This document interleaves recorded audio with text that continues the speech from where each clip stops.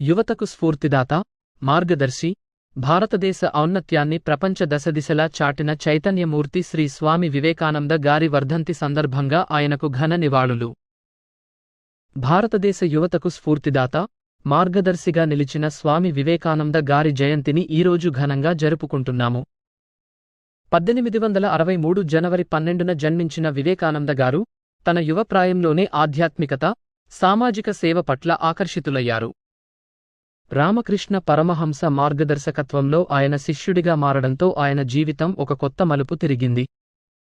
వివేకానంద గారి బోధనలు వేదాంతం యొక్క సారాన్ని ప్రపంచానికి అందించారు. ఆత్మవిశ్వాసం, ధైర్యం, సేవ అనే మంత్రాన్ని యువతకు నేర్పించారు. నారాయణ సేవాయే మానవ సేవ అనే సందేశంతో సామాజిక సేవకు ప్రాధాన్యత ఇచ్చారు. రాజయోగం ద్వారా మానసిక శక్తిని పెంపొందించుకోవచ్చని బోధించారు.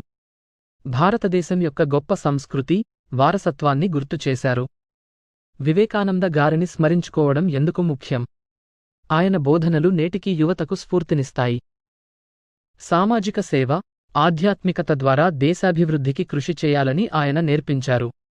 భారతదేశం యొక్క గౌరవాన్ని ప్రపంచవ్యాప్తంగా పెంచడంలో ఆయన కృషి అమోఘం. జై హింద్.